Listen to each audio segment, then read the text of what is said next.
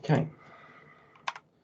So, most of you know what the Monday Natters series is. Those of you who don't, we have a series of free discussion-based webinars on Monday nights where we can share good practice, knowledge, ideas and inspiration. There's been a range of topics discussed over the last couple of sessions that have been held, and hopefully those have been useful to people that have been on them. Also gives you a chance to meet other people around the country. So in this session, obviously, mostly club secretaries, you're all meeting each other online, but also talking to us firsthand. We're going to record the session, as we say, so if you want to go back over anything we've done, or you know someone who's wanted to get involved in the session but they couldn't for whatever reason, some time constraints or something this evening, they can go back and watch it a little bit later. And obviously working together, making sure we are improving what's going on out there and supporting everybody. So that's an important part of what we're doing. Tonight you've got myself, Rob Potts. I'm the Business Ops and Compliance Manager for Archery GB. Ellie Heath, who's our Membership Services Officer. Jane Nichols, who is also one of our Membership Services Officers. So you'll speak to either of those two when you phone in, no doubt. And obviously yourselves. So again, if you have questions and things as we go through or any comments on something, please use the chat box or use the raise a hand icon when we come to you with the questions. After each little snippet of information, we'll come to you and say, is there any questions around this? And that's a good point in which to unmute and ask a question then once we've gone through an entire topic. It's probably the best way to do it. Okay, so the first session we'll look at is running reports. Most of you know where the reports are probably. This will be a quick overview on where they are, how to find them, how to run them, how to put the right information into the query, which is the most important thing, and then getting at them afterwards as well. So I shall just change which screen I'm sharing. So this may go horribly wrong, but give me a moment.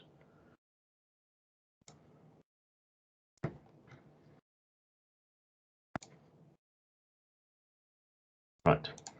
Can everyone see the screen? Someone give me a thumbs up. Excellent. Perfect. Okay, so we're logged into a fictional club here that Ellie's created for us, called Ellie's Club, rather inventively, and we are a club secretary. Okay, that's what we're logged in with permissions for. We're going to go to the Athletes tab, and from here we're going to go to List. Okay, so most of you will know this. This is where you can see your list of people that are in your club. We've got a very small club of individuals here, all current members, apart from myself, just managing the club as a non-member secretary.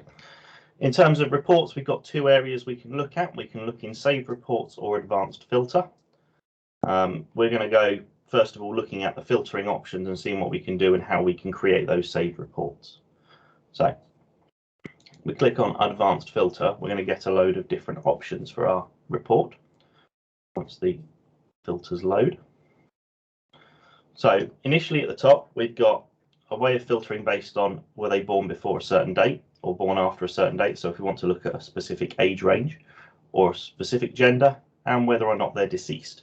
It's very unlikely you will have deceased members still in your club. When we mark them as deceased, we tend to take them away and archive them so they don't appear in your reporting anymore. But sometimes it's good practice just to make sure that you've got the no box ticked if you're looking at current members, just in case there's one left behind. You've got an added before and an added after. So again, if you know you added the person to your system 2 weeks ago and you just want to see how many members you've added to the system inside a period of time, you can put those dates in the two boxes. There's a handy little link next to every single date box. There's a today, which puts in today's date automatically, and you can clear it with the clear button. And that's the same for any date range. You can choose to show archived, and Ellie will be talking about archiving and unarchiving athletes later. So you can see members who maybe were previous members last year in your club, and that list gets cleared down every so often so that only the relevant people remain there. And you've got a county selection, which works on postcode county, so we'll ignore this for the purposes of talking about archery counties at the minute. And you've also got a comms preference option as to whether they've ticked to receive Archery UK and things like that. So if someone wants to question how many people have ticked to receive e-zines or something, you can easily look that up using the comms preference. The next option down is the one you probably all want to use, which is your membership option. In here we have a number of things we can look at. We can select a club. Well, that's going to be quite obvious. They're only going to be in your club when you're looking at this filter. The status of a member. So this is where maybe you want a list of everybody that is invalid. So everyone that's expired, maybe you've passed the renewal date for Archery GB, you've paid a load of membership fees, we've processed a load of your members through the system, and you just want to see who's left to pay up from last year. So you can select invalid there. When you're running a report for all current members, you need the option that says valid. If you've got any that are pending payment, that's where you've already processed the payment and sent the check off to us. They're in a payment advice somewhere. That's what that will do for you. The not added will be people you've added to the system and you're not yet given a membership, which is very rare, but sometimes happens where you maybe get halfway through something and then have to stop for whatever reason and come back to it later. And the pending approval is around direct membership, so you won't be using that filter yourselves. County, again, will filter on an archery county. Again, not so much useful for club secretaries, but for county and regional secretaries, or certainly a regional secretary is very useful there to be able to filter down to a particular group of counties for those valid members. Are they suspended, yes or no? Again, you won't see suspended members, and as secretaries you'll be told information by, I'm sure, Anne in our case management group when that happens, so we don't worry about ticking these boxes. Or that has auto renewal, that again will only apply to direct members of Archery GB.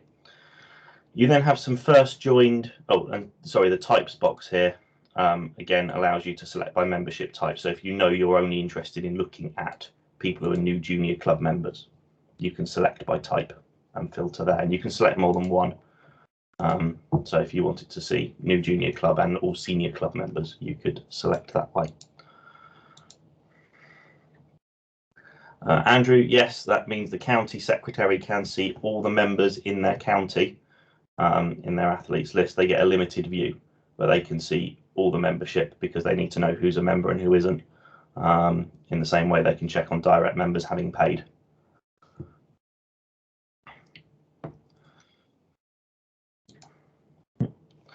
Okay, these date boxes here, if you want to do something that isn't necessarily looking at valid members, so we can take the valid tick box out, but you could do an expires after. So you could do anyone that expires after today. So this would only show you, say, your current membership. If you did some one that expired after the 1st of September 2020, that would show you people who expired on the 30th of September 2020 and anyone who's expiring this year. So you get 2 years worth of members if you still have that information available in your portal. You can also have an expires before.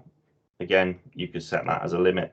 Not necessarily relevant right now, but when you come to doing next year, maybe for the membership, when we reopen the membership renewals, you'll be able to say, well, I want to see anyone who expires before the 1st of October this year, which means it won't show you everyone who's going to carry on into next year, again, showing you the people who haven't renewed yet, ready for the next year. The valid from and after means the date they first joined us, but that valid from and after sometimes can be a bit variable because we have data in our system which obviously has come for a lot of our older members from previous systems.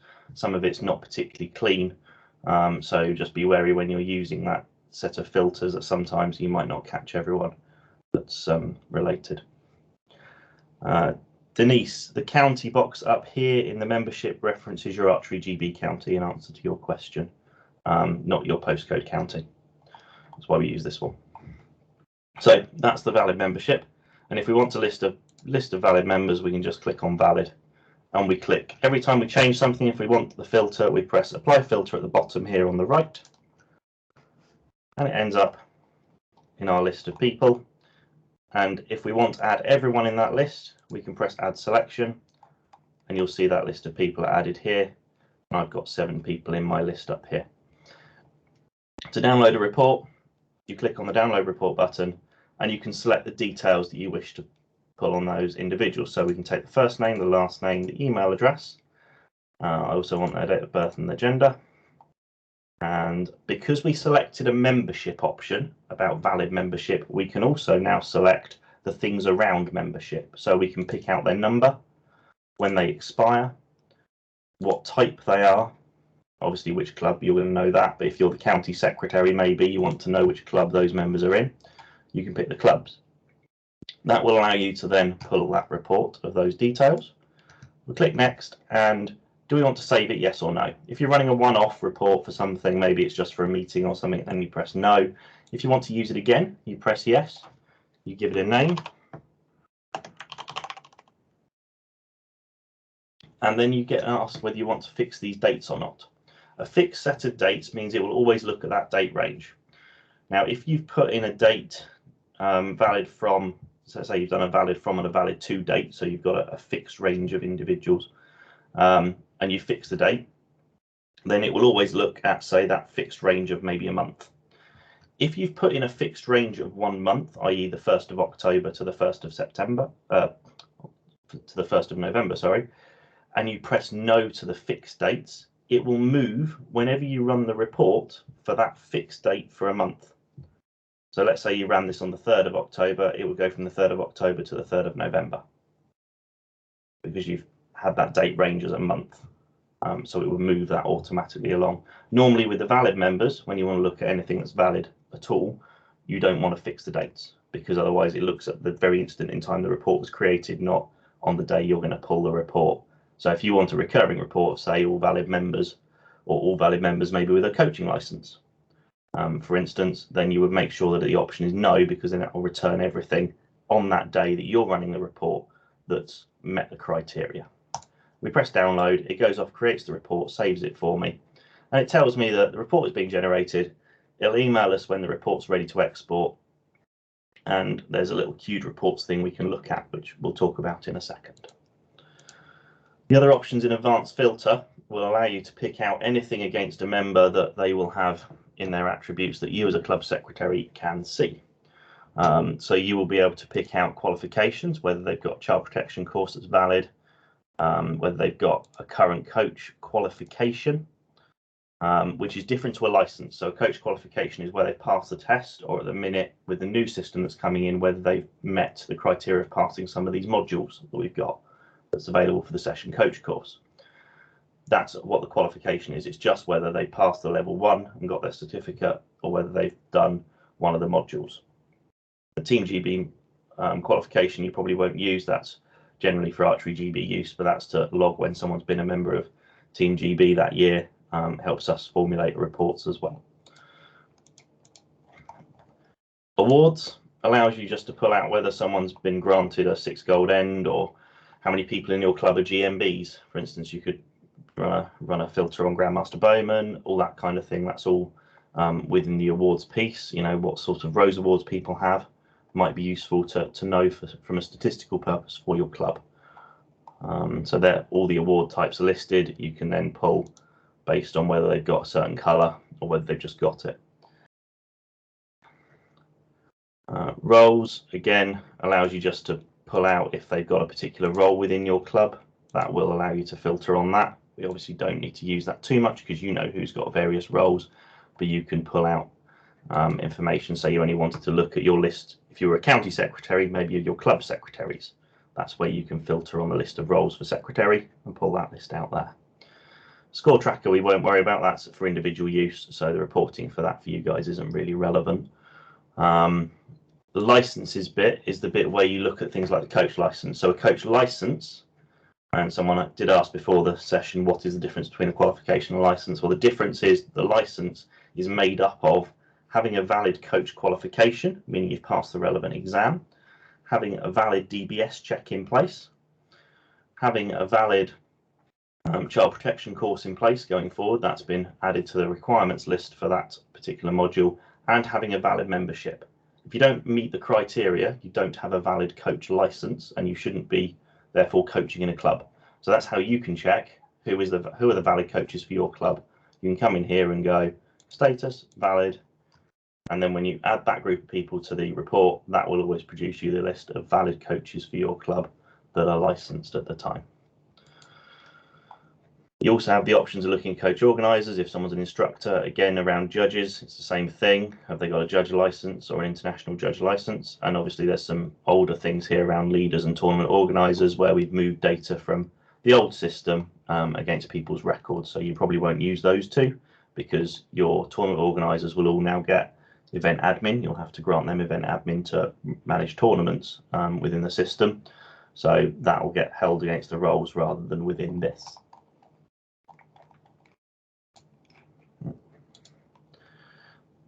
A couple of other things here. So background checks as a club secretary, you should be able to see this and then see whether someone's got a valid background check or not. So again, if they're going through a DBS process to become maybe your club welfare officer or something, you can see whether people have got that currently valid. And then a couple of others that we use internally here, not to worry about too much. But whatever you do, however you decide to select the options, whenever you've selected the filter, you just need to then click on the option that says apply. Lorraine, yes, the affiliation bit's not relevant here. It's only talking about individual commercial partners. So this is for where we deal largely with our instructor membership, but it's an option that's available to everyone to add against something. So that's all that handles. So once you've done that and add selection, again, you can go through the process of downloading the report and it will queue it for you. On the left-hand side, you'll see you have a queued report section.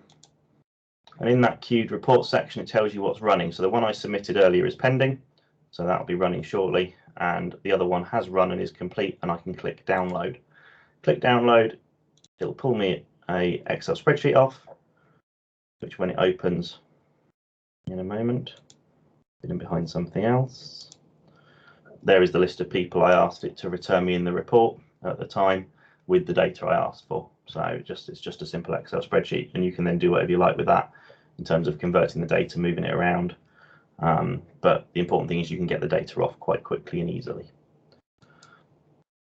The reason it does the queuing, and some people have asked me this question, the queued reports is largely because quite a lot of people now, not just us, but other businesses and other NGBs all over the world are using this platform to run their membership on. And the most effective way of using it to query the database is to ask it to queue a set of reports, because some of these organizations are very large, very much larger than ourselves, and it therefore causes a little bit of a slowdown when loads of reports are running randomly and not on a schedule. So what this does is just allow the system to make sure that the reporting is scheduled and run in a controlled fashion across the system. It takes no more than about 15 minutes for the report to run. So that report I submitted, you can see there at 6:15, just after, and that had finished by 7 o'clock, that report. So they run every 15 minutes in general. Depending on how much data the report has to pull, depends on how long it takes to finish generating for you. Andrew, your question about the difference between a coach and instructor. Your instructor license means that someone is able to go and do like the basic things at, say, a Centre Parks or something, and instruct archery at the first level. That's not something you tend to see in a club so much. You will see the coach license, and that's what you need in a club to run a beginner's course. But you may have someone who holds both. So you may see someone with an instructor license within your club. Lorraine, under membership, it will only show the club that you're a primary member of. So your first claim club, so that's the club you pay your affiliation fees through. It won't show any other clubs in that membership list. Keith, regarding your apply filter button, we'll have to go back to Sport AT to ask that particular question. It's the way they've designed their interface, so in terms of moving the button, it would be a question we have to ask them on that. So that's a quick look at reporting. What we'll do is we'll come back later and just see that that pending report that I ran earlier has completed. Has anyone got any questions around reporting? If you have, pop your hand up or pop a item in the chat box now. Otherwise, we'll move on to the next bit that Ellie's got, I think.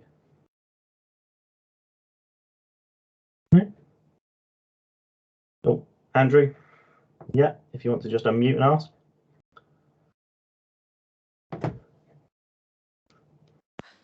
Just following on from Lorraine's question, if I've got an associate member, yeah, is there any way that I can check that they have a valid membership other than by contacting Archery GB? Yeah, it's a good question. There's a bit of functionality called validation here on the left, which some of you may have seen. Now, this does not haven't used this in a while as a normal club secretary. Yeah, so if you know the membership number, you can use the validation tool and it'll tell you the membership number is valid, but what it won't tell you is that person's private information, because you don't necessarily own that person's account, so it won't validate that that's the individual you're talking about. So it may be best. No, to that's fine. Just wanted to be able to know that they had a live membership for insurance. So yeah, that's fine. Okay, validation. Thank you. It's a difficult one. Provided you can verify the person standing in front of you is the person giving you their card and their number to look at, then yes, that's fine. But by all means, still contact us. We're more than happy to look it up. Thank you. Okay. Any further questions from anyone? No? Excellent. Okay, we'll move on now. So as a quick summary, when we send these slides out afterwards, this is just a reminder on how we've shown you how to run those reports, and largely around the valid status report that we're talking about running. So that's just a brief summary on those steps there.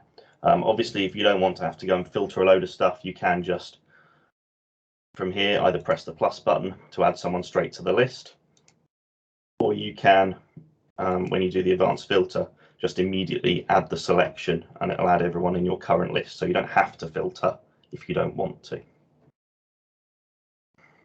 Denise, we can only tell who is a member of the first claim club, but we don't know if someone's got associate membership of other clubs. People quite often don't tell us that information and we don't look to gather it at the moment. So we only know if someone's got primary membership of a club. Okay, Ellie, I think you're up next with adding roles. Rob. Yep. Thank you, Rob. Have you got the PowerPoint presentation? 1 moment.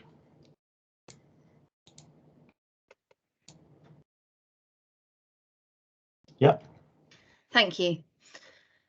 So if you go to the next slide, Rob. Below are the following roles and their access. So club secretary and super club admin roles on Sport 80 have full access, and club super club admin normally is the primary contact for the club. You can also add roles as club course admin and club event admin.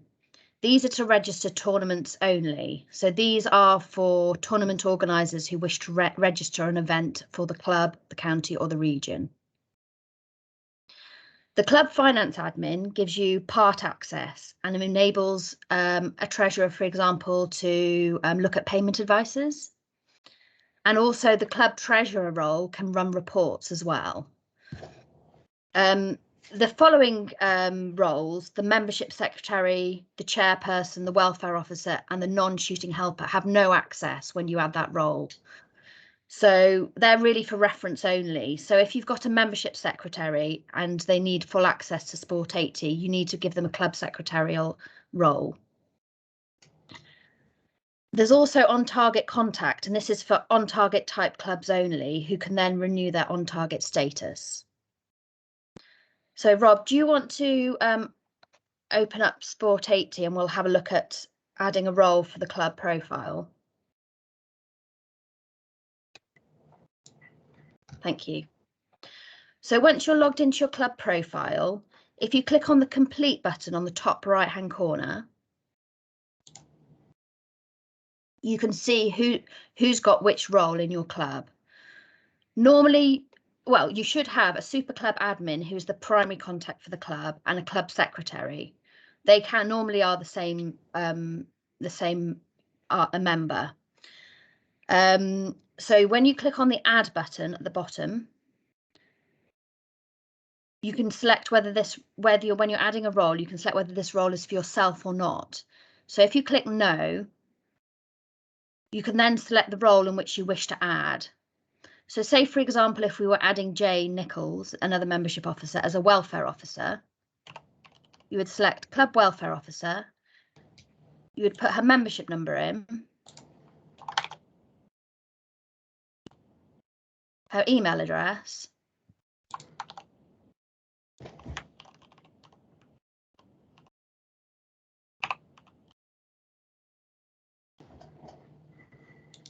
and the date of birth.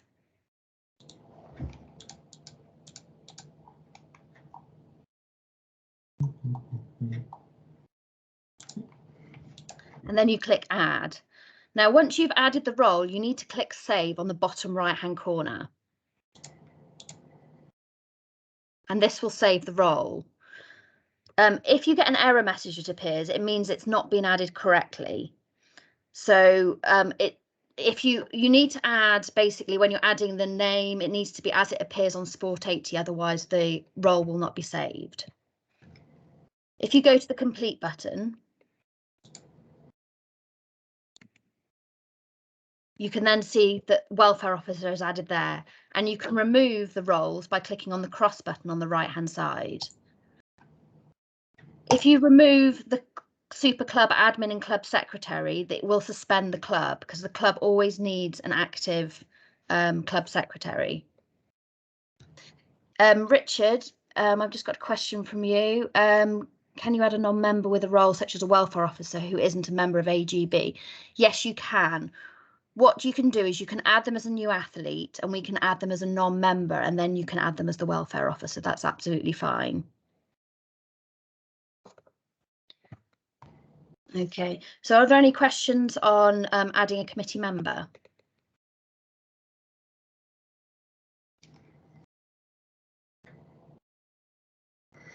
Okay. Andrew, you got your hand up again? Oh. You want to come to you? I was just going to ask, is this the same as doing it through the athlete's actual profile? So you can no longer add directly through the athlete's actual profile. You can remove from there. You can delete a role, but Okay. you can't add through there anymore directly to the club, specifically because that person can exist obviously in club, county, region, and also obviously within our view of Archery GB. And when you add from within just their profile, it doesn't know which which organisation you're trying to add the role to be a member of. Right. Okay. So that's changed in the last like 10 days or so. Well, it's changed. It's been changed for a lot longer than that. Actually, that you can't add it fully from the club's, from the individual's role. Okay. I did last week. Okay. Did you add a role, or did you add a? I added a secondary role to someone. Okay. We'll have to have a look at that, because that may not have worked properly then. Should have actually generated an error message and stopped you, but basically it doesn't know which group you're trying to add that to, so it wouldn't necessarily allow you to do it. So maybe later on afterwards, just drop us an email with who it was, and we'll go and have a look at their account, because as far as we're concerned, you shouldn't do it that way round. You should always do it through the club interface, as it were. Right. Okay. Thank you. Properly that way. Mark, just coming back to a question you asked about searching and the search button and the enter or what have you being somewhere else. In terms of across the way there, you can just press tab on your keyboard after you've entered the search term you want in the athletes list, and it will automatically perform the search for you. So not the enter button, but the tab button will allow you to do that. Denise, so changing the super admin, which very briefly I think Ellie just showed us adding a role. It's a very similar process. So you open up the option up here where it says complete, and you'll see if you have more than one super admin like we have here, there's myself and Ellie, you can just select primary contact to whichever one that super admin is and press save. So if you wanted to add a new super admin and you're the one that's being removed, you add the new person first and make sure you've pressed save, so it's saved the role, and then you can go in, change it to you, and I could now choose to delete Ellie from the club and remove that super admin, and the club is fine because you've already added a super admin, a second super admin previously. But you've got to make sure that person is added and saved before you can then change and remove, say, yourself or somebody else from those roles. Otherwise, yes, you get into an awful mess where you're not able to get back in to change it, and then you have to contact us to do it for you. Okay. Sorry, Rob, how do you change a person's role? So, for example, our county treasurer is currently down as county admin, and I'm down as county treasurer. Okay, so to do that, you'd need to add the relevant role for the right person again. Yeah. So you'd add the new county treasurer. You'd have the county treasurer with the county treasurer role. Yeah. And then add yourself as the county admin or whatever, and remove the incorrect role type. Does that then appear in the historic roles? That'll appear in historic, just saying Right. this person was this previously. Right. If you've made a mistake and it's wrong because there's a mistake been made, let us know. We can go and just remove it from the history so that it no longer appears in there. Because obviously it's just a mistake that's been made rather than a historic role that was held by somebody. But the other reason for holding these history of the roles is that if we ever need to go back and say, well, this was the club secretary a year ago of this club, then we've got that information readily available rather than having to leaf through. I don't think treasurer existed at the time, from memory, so I think more roles have been added since. Yeah. Yeah. Okay.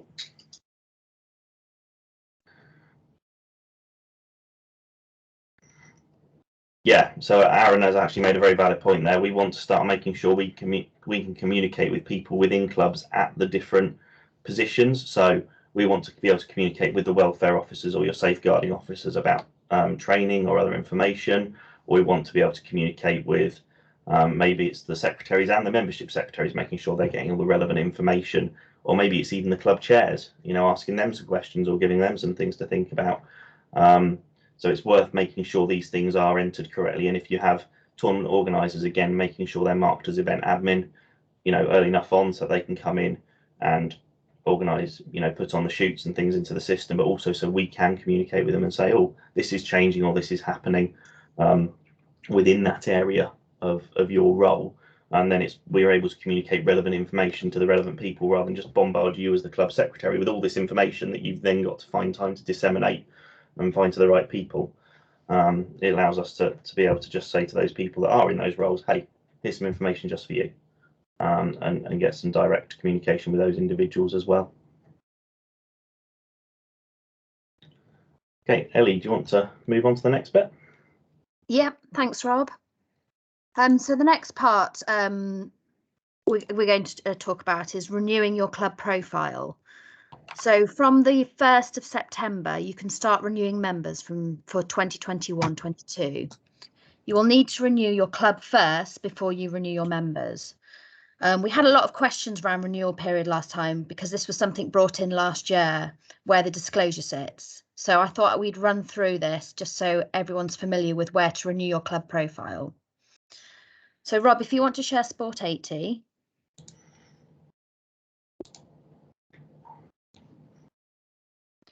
So if you log into your club profile and click on memberships and click on the current button, which may say lapsed if it hasn't been renewed before the 1st of October. And then here you will go through a number of screens that will take you through your club profile. So if you click next, you can make sure that here again is another place where you can make sure your committee members are updated.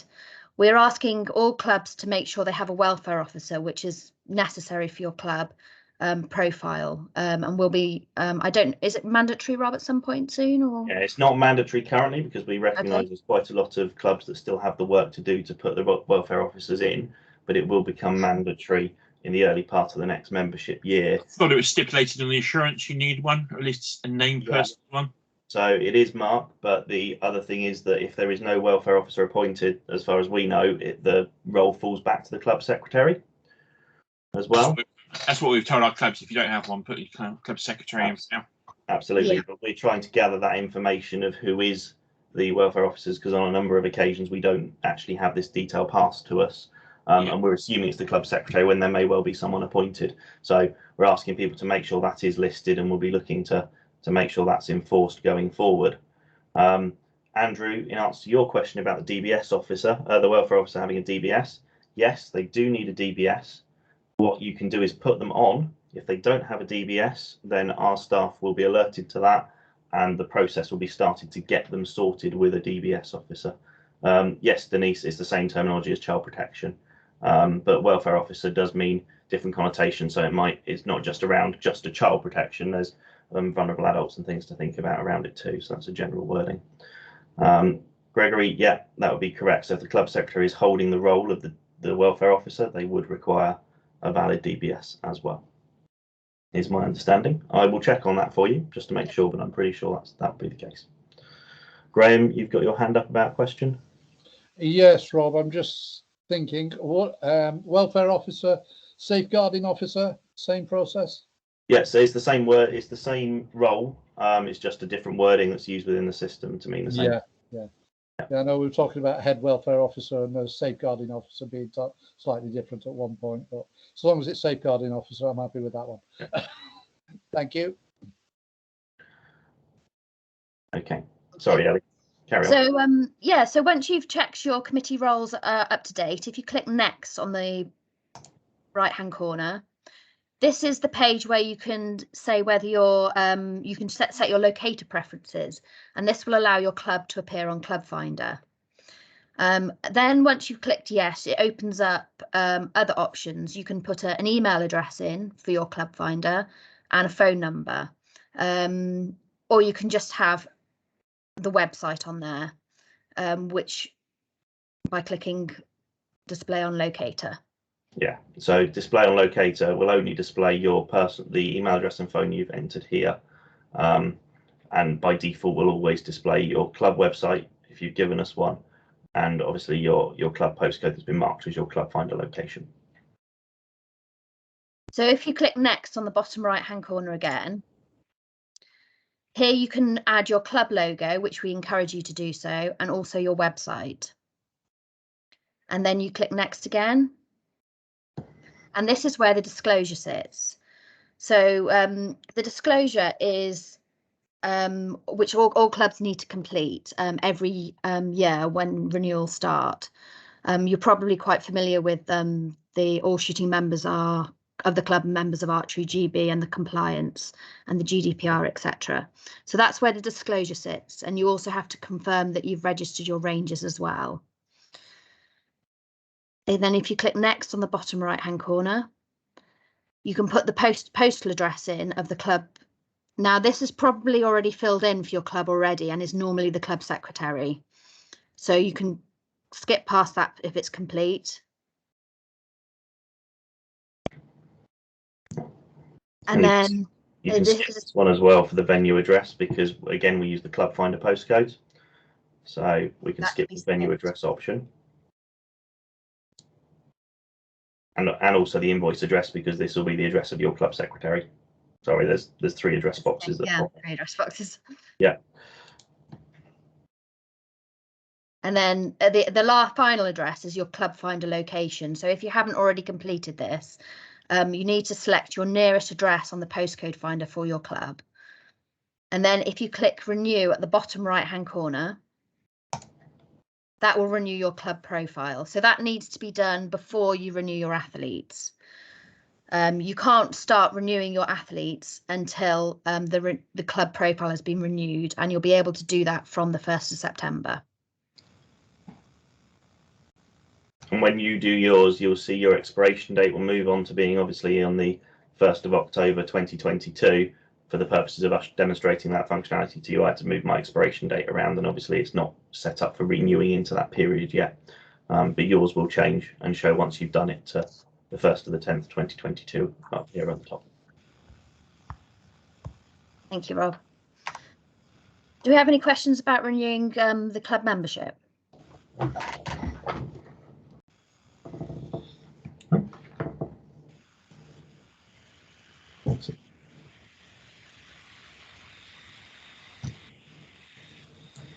Thank you. Okay, so the next part is we just wanted to touch on have a go and course registrations. Yeah. To register a have a go or course registration, you click on the button on the left, have a go and course registrations, and then the top right, add a have a go and course registration. And then next to club course registrations, you click add. You can then put the start date and end date of the course, the beginner course or taster session or have a go that you're running. And then click next. And then you can decide which what you can put in, which type of event it is, if it's a taster session, big weekend, demonstration, etc. Where the event is taking place. Now, this will show automatically generate the ranges which you have registered. So if the range is not registered, then you'll need to add that in the addresses.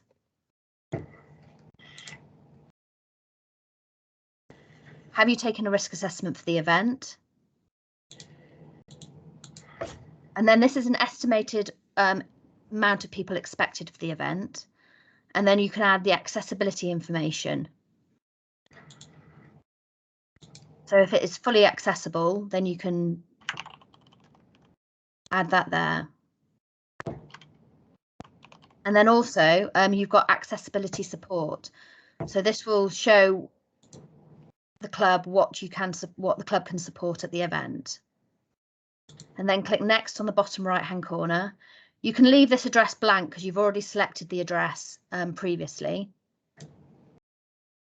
And then this is the point where if you wish to promote your sessions, you can do so on the Archery GB website and Start Archery. If you're happy to do this, you can click yes. If you'd rather not, if you don't want it as an open event, you can click no. If you click yes to this, to open active,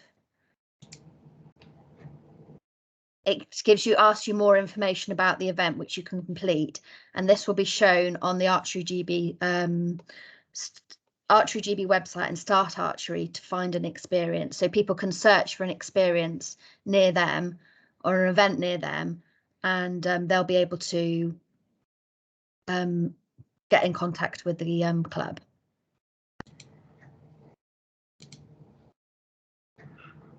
You can also put in the personal details, so the website, the contact of the event organizer, and their details as well.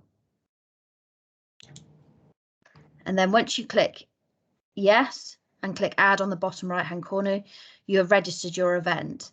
And if you opted for yes for open active, this will go on the Archery GB website and Start Archery. So you can see there's one current course registration registered. We're encouraging clubs to register their events on the portal rather than adding them to their club minutes. We're hoping this is going to be more beneficial than just having them in the club minutes, because you can advertise on Start Archery and Archery GB website.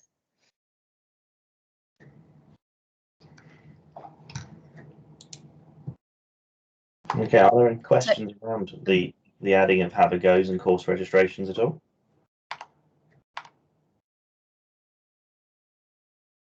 Andrew, yeah, you're correct. It has to be registered because of the insurance, so you do have to record them somewhere. This is the way that we now want you to record them, rather than just in the minutes of your club.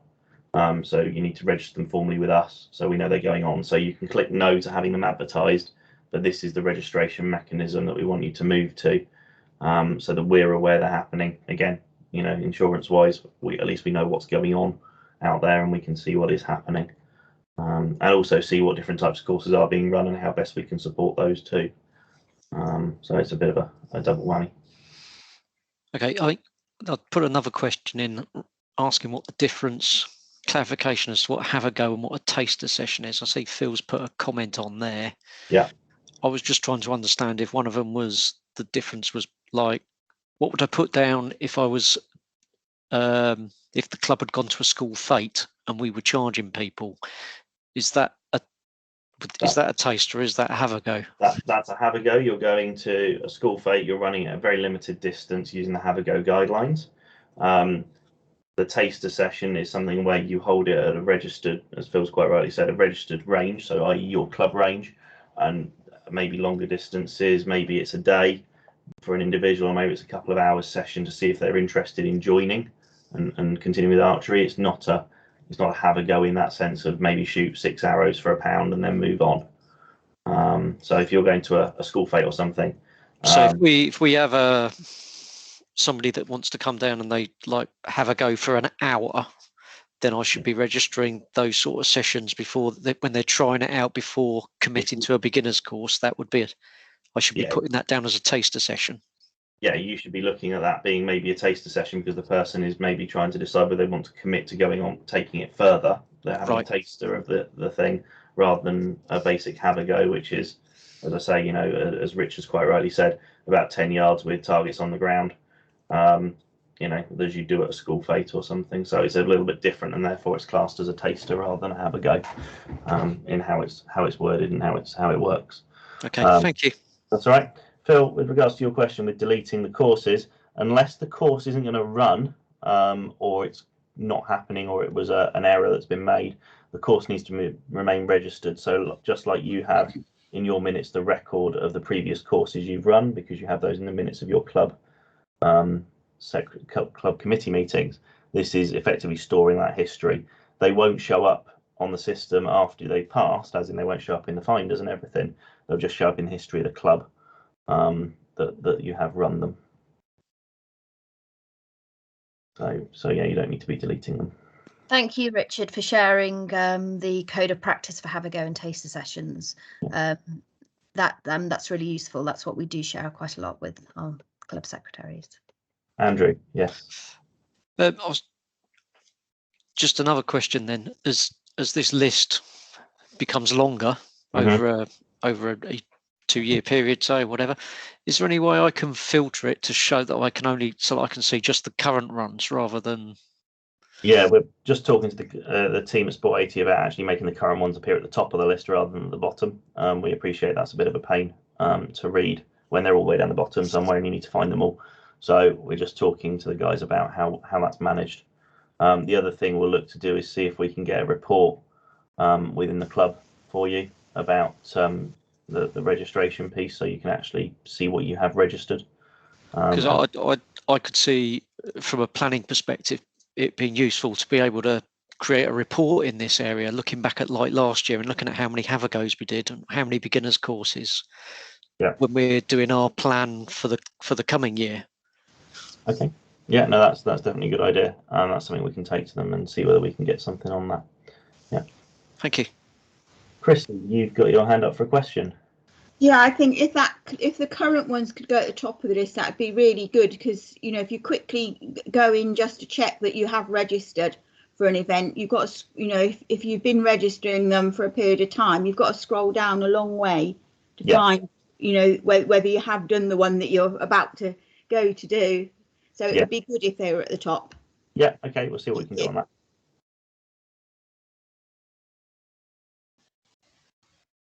Okay. Graham, you've got your hand up still for a question? Yes, it was just a query, and I think it's probably been answered. I don't know if you know, we did the I'm Team GB weekend 2 weekends ago, but because there were so many turned up, and I anticipated quite a lot, which I was completely right about, it was registered as a have a go as opposed to a taster, because we weren't sure whether or not these were going to be potential beginners or not, or whether we're just going to have a go. So when you've got a big event like that, what do we do? Do we teach it as a have a go, or is it classed as a taster, even though it's on our own range? So if it's on your own range and done again at the really short distance of the 10 yards, etc., then that's still a have a go, because you're running it to the have a go guidelines, even though it's on your own range. It's only when it becomes the longer distance targets at normal heights, for a couple of select individuals shooting, longer distances for longer than your average, what you would class as a have a go of, a couple of ends of arrows or something, then that's when it becomes a taster session, because it's slightly more targeted. Yeah, that's all I wanted to clarify, because it was a large number.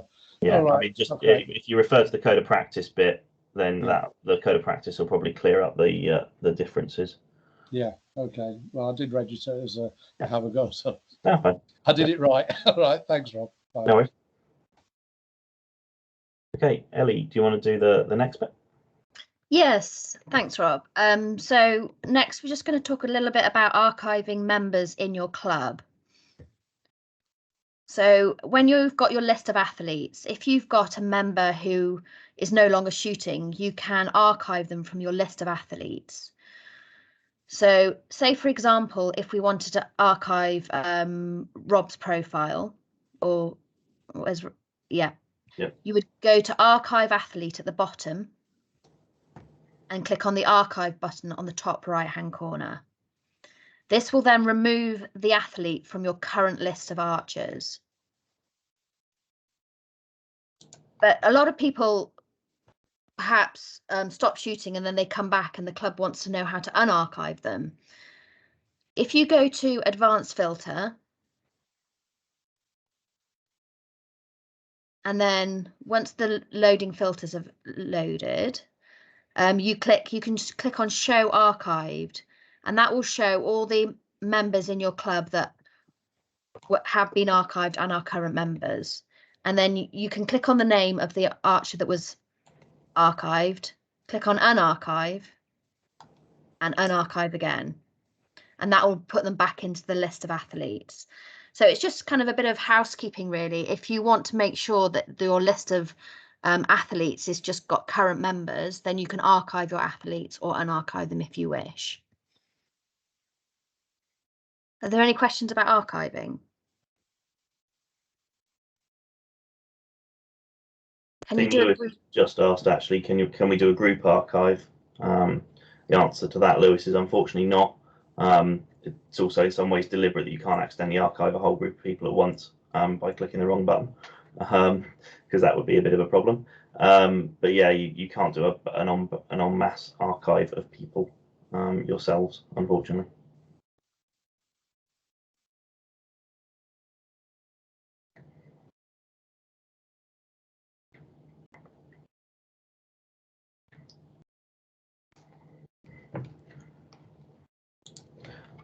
Richard, yes. So provided they've not been removed completely from your membership account, from your club, we can unarchive them. So normally we tend to leave a member in the archive for a couple of years, and then we will clean the archives, as it were, on a scheduled task to remove them from your archive, so you no longer see their data, because obviously that's a bit of a breach. But it might be for a year that, you know, they might come back in that year for all you know. They might not just rejoin in the October. So provided you archive them, you can always get them back, or we can get them back for you. So that's normally where you get the error message where it says, hey, this person still exists and you can't find them anywhere. It means we can find them for you somewhere. They've just been in the system for a couple of years and obviously not within your club anymore.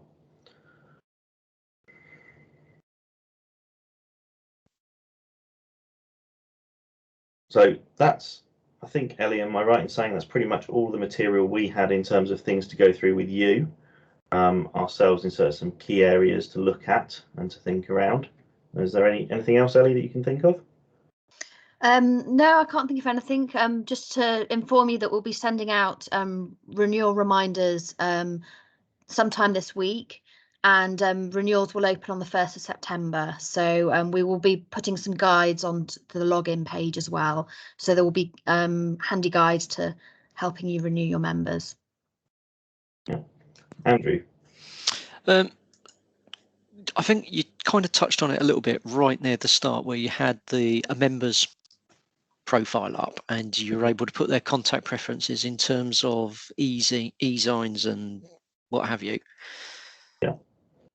Is there any way we can have an additional section added there for club contact preferences? So whether they want email from the club, text messages or phone calls, because at the moment it would be really good if that could be incorporated, so I can have everything in one database rather than referring to two separate items. Okay, we can certainly go away and look and see what we can do around adding some communication options in there around preferences. I mean, that's something we've put out as part of our GDPR, is like, how do you want us to communicate with you? And that just seems like a perfect place to have a second section on the level with it on the right hand side that says club communication. I know previously in the Natters it was mentioned about using something like Mailchimp for that type of thing. Yeah, absolutely. But I hear what Andrew's saying as well. Keeping that information somewhere. So yeah. Using Mailchimp. Yeah, it's it's an online emailing platform where you can store contact lists and stuff, and it will Obviously, it will operate as a, like we have a campaign manager that operates our mailing lists. It then allows you to look at preferences and stuff within that.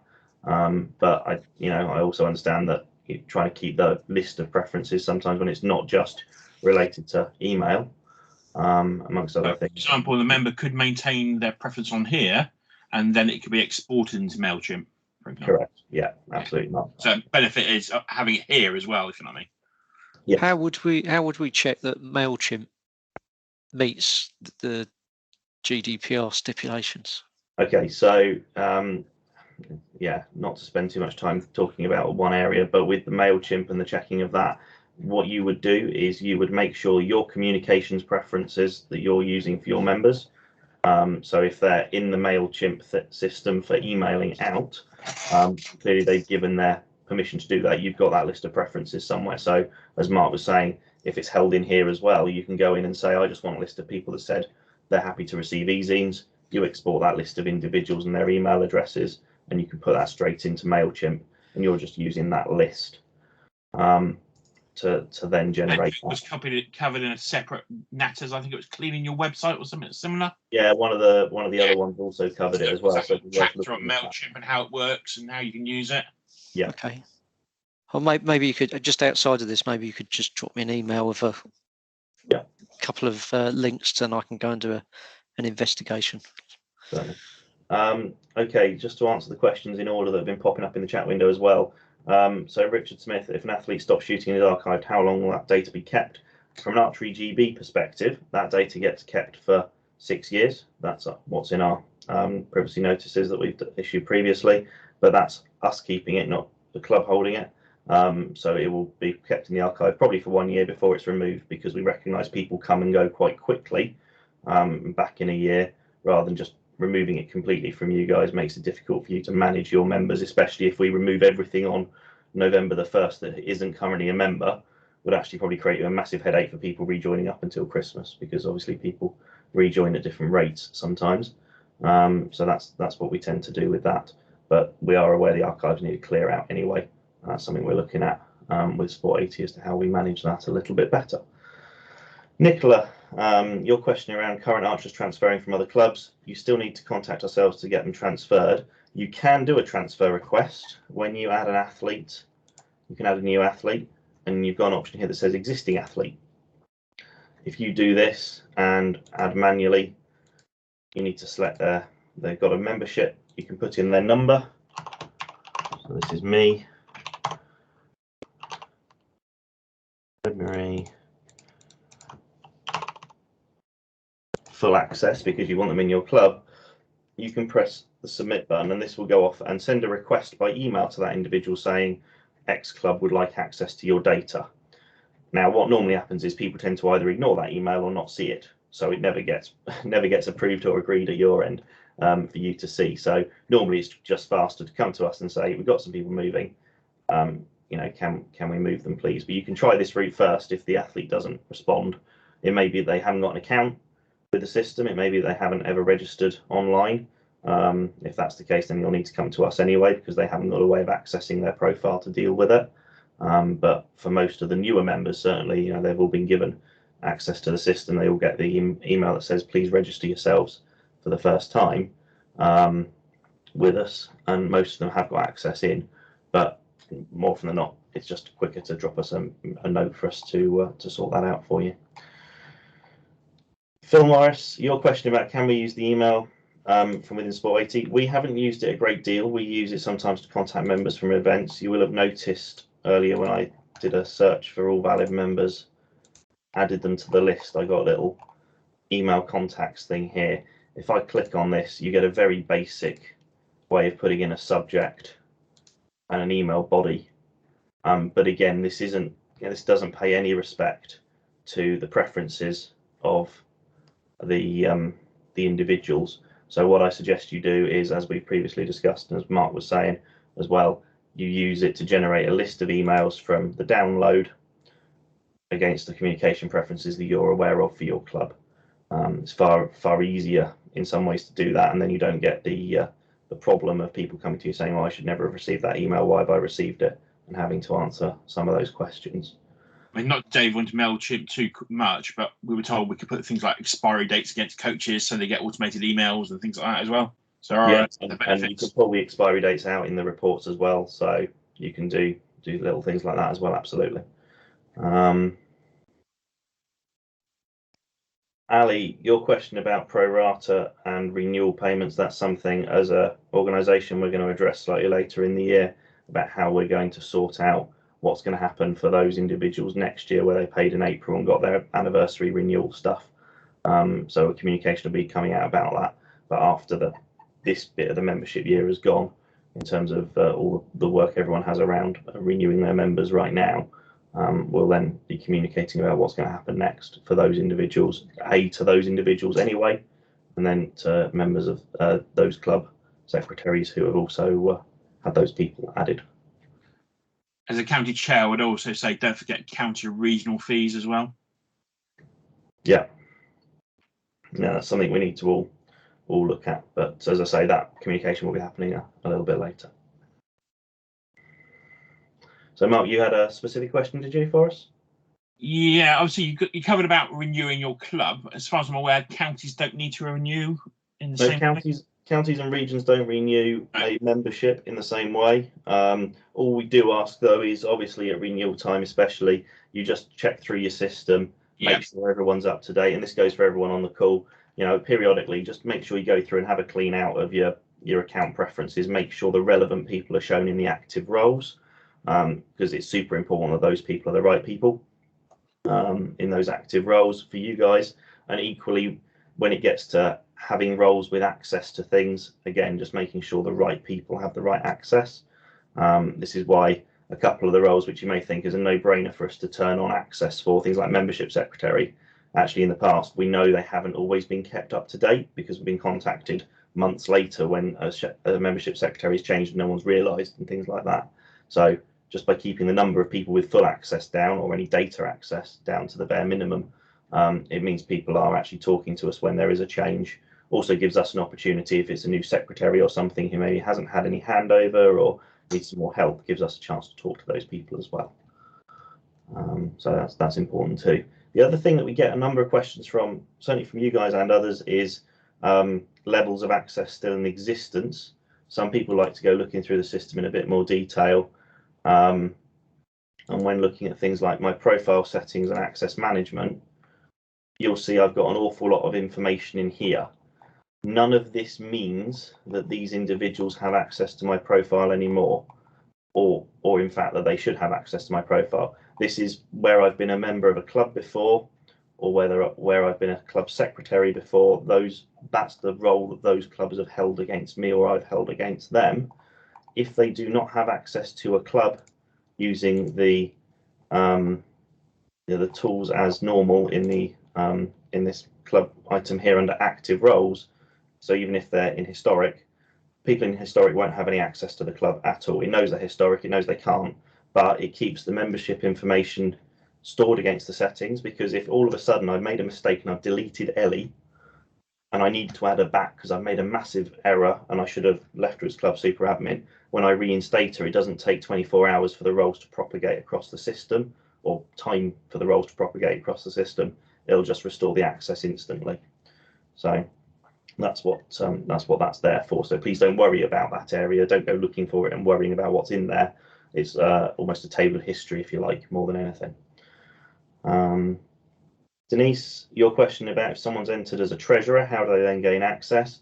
If they are entered as a treasurer and have the reporting access, then they will automatically get, when they log in, like you do, a pop-up box asking for access to the club. If you need to give them further access, i.e. access to more data, say they're doing membership and treasurer at the same time, then let us know. We need to give them club secretary as well as club treasurer to enable them to edit the data. Because again, it's only a limited number of roles that can really edit the data. Again, just try and keep it clean, rather than loads of people being able to edit loads of things all at once.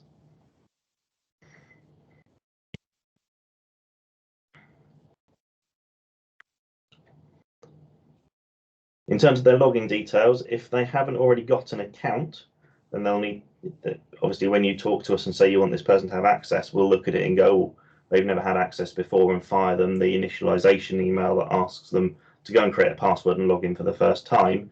Otherwise, if they've already got a username and password to log into the system as an archer or a member of a club or what have you, then at that point, the access to the club will be added to their general login account. It doesn't get, there's no separate login.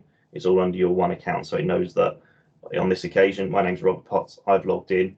And as you can see, I've got access to a number of different clubs for varying reasons, most of which the access has been disabled for now. But I have got access to do something in each of these areas. So obviously in Ellie's club, I've got super admin. I can click on it. I can change into it. If I wanted to look at my own account, I'll go back to my own account and it's there. So yeah, that's how they get the access. So if they haven't got their login details, they just need to speak to us and we can sort that out with them as well. Lewis, you've got a question? Yeah, I have range registrations. Yeah. I've got one that's, hold on a minute. Yeah, I've got a lapsed one, which I'm sure I did contact AGB about, because whatever I do under actions for delete, it will not delete it. But I still keep getting emails from AGB reminding me that the range has expired and isn't valid. Well, obviously I know that, but I can't get rid of it. Okay, so the general thing with expiries is that you will continue to get reminders. They're infrequent, but you get one, I think it's every 2, 5, I would say 10, 30, and then 90 days after it's expired. So that's the schedule, that's it. So after 90 days, you will not get any more reminders about it. Oh, okay, good, because that was the 90-day one I've just had, actually. The 90-day one, you won't get anything past that now. Right. For range registrations, we can sometimes edit them and change the expiration date back a bit, and we'll add a note to say why, especially if they're really annoying you with the reminders. But we need to keep the history of the range registration, so you can't just delete it. If there was an incident registered at a range that you've just let lapse, but it happened 2 weeks ago, we still need to know you shot that. So that's why we keep the history. So that's why we don't allow them to be deleted straight away. No worries. Okay, thanks ever so much. Cheers. Could we have an additional status for them so that we can put them as not invalid or no longer used or something? I'll tell that with the team that look after range registrations in terms of what we might be able to do there, because obviously we only have the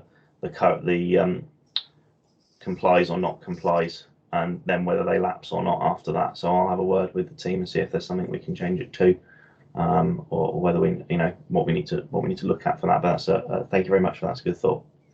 Thanks.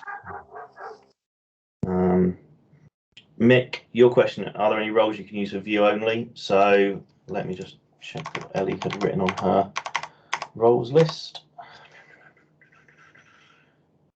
The club treasurer has access to only run reports, so they can obviously run reports on who's there, as has finance admin. Those two levels can only run a view only report. Effectively, they can't change any data. They can just go and drag off reports for, say, who's a member and things like that to work out who should have paid fees and things like that. But we can certainly have a look and see whether maybe the membership secretary role on its own or something could have that access. We'll have a talk internally and see whether we can think up a role that we can use around that view only. But again, it's about managing those individuals that have that role, making sure they're current in those roles to make sure that the data they have access to and they can't edit it is safe. Rich, your question about DBS checks. If you email dbs@archerygb.org, one of the team will get back to you about DBS checks.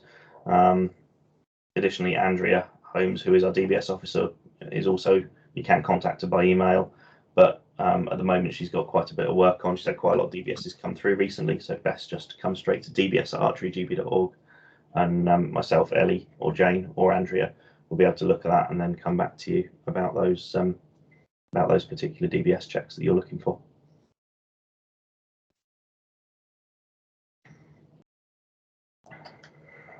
Okay, are there any more questions from anybody? Stunned silence. Just one question, Rob. Yeah. Speaking to Aaron quite a while back about a non-shooting helper. It's Yep. like a member who can basically join ArcherGB and not like shoot, for example. Mm-hmm. I'm just wondering, how do you put them into the database? Because we were looking at trying to get more volunteers into the club. Yep. and we thought this non-shooting help would be quite a good way of doing it. And Okay. how do you do that on Sport So 80? the best way to do that is if you create them a new record, so add a new athlete, do everything you would normally to add a new person, so fill in all the details across the top, but just don't do the done and add membership, just do the done button. So where you rock it through the form, you'll see the done button livens up. Click that one and it saves their details without a membership attached to them. Once you've done all the ones you need to do, say you're doing 5 or 6 at once or something, drop the membership at archerygb.org guys an email, and then one of the team will be able to convert their membership to non-member members, so that we can identify them as people without a full shooting membership within the club. But we just kind of need a bit of authority to add that, as it were, just to make sure that loads of non-members don't suddenly appear out of nowhere, and people make a mistake by accident adding them as a non-member. They think they've got a membership indefinitely and then they haven't, and then there's a load of problems. So just drop us an email once you've added them. Make sure they obviously add with no membership. You'll just see them blank. Just say add new, and then just let us know who they are and which club they're in, and we can sort that for you. Oh, that's great. There's no cost affiliated with that then? No, the non-member stuff is not. No, that's great. Yeah, no worries. That answers the question. Cool. Thank you. Gregory, a judge who doesn't shoot but pays the fees to be on the AGB system, so you can create her a profile and not charge her. In terms of what a judge has to be, that judge has to be a full Archery GB member. They have to be paid up, so they don't get a free membership under the current operation of membership. So they have to make sure they pay their fees in full, whether that's through the club, whether that's as a direct member. So they would need a profile with a membership number and a valid membership to be able to hold a valid judge license. Yeah, we're told the same under Law 25 when that came in. If you shoot, judge or officiate or coach, you need to be a full member. Correct, because you are then you're also covered by insurance for carrying out those activities of being an official or being a coach, and you need to be a fully paid up member to make sure that we've got you on record with all the right information and everything. So it's not as a non-member, unfortunately. Okay. Any more questions for any more?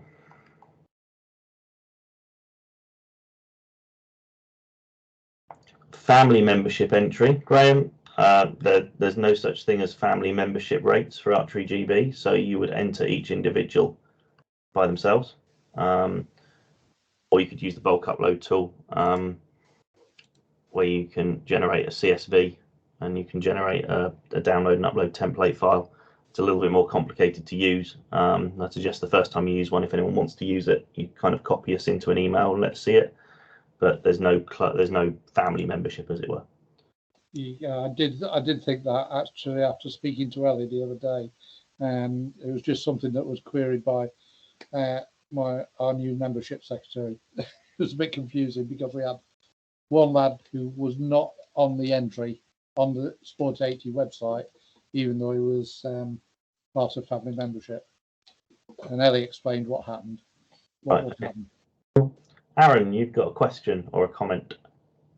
Hello. I just wanted to make a point on the last two comments. It's probably worth mentioning that if you've seen the new strategy, you will notice in there that there is a review around membership, which will be coming in later this year, hopefully.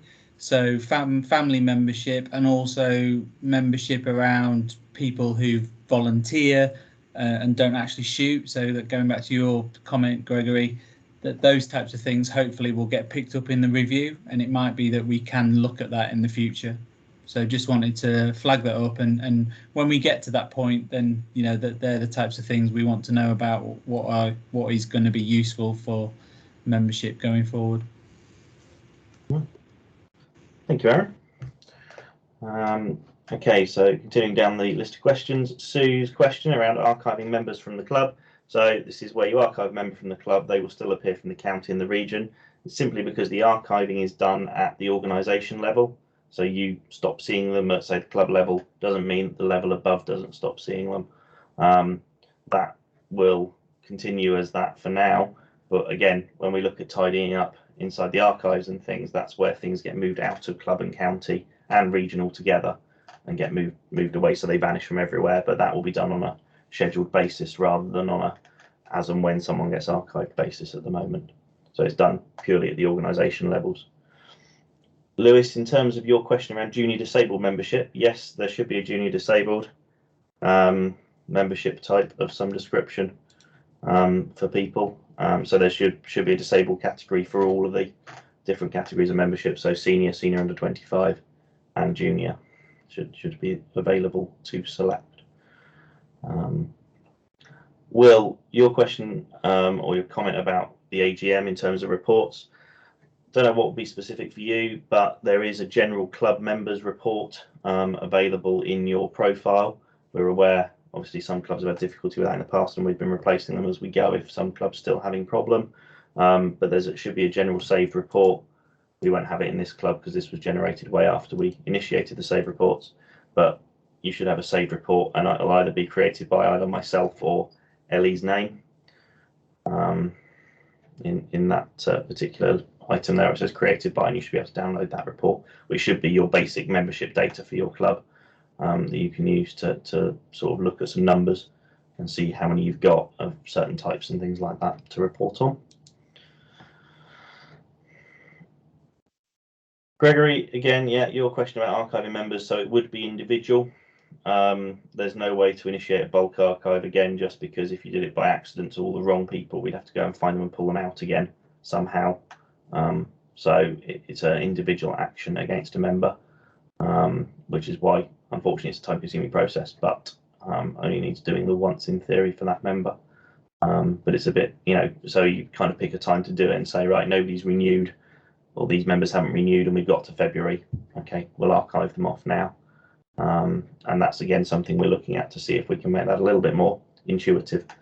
But it's not been looked at in great detail just yet, but it's something that we are thinking around, and a few people have asked us the question in the past. So something we need to take more look at.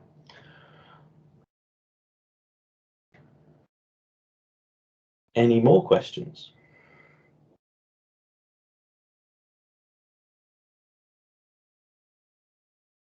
No? Okay, well, we'll keep the meeting open for another 5-10 minutes or what have you after I've stopped the recording. If anyone's got any questions they don't feel they want to ask that are recorded. I'm aware sometimes some of you want to ask a question that you may not think is, or you may think we've answered or appears stupid. No question is stupid, we're here to help. But obviously some people may not feel comfortable with it being recorded, so I'll stop the recording in a minute. And for now, I'll just say we'll bring this session to a close. Thank you all very much for this evening and for your questions and your comments as we went. Hopefully it was useful to you all.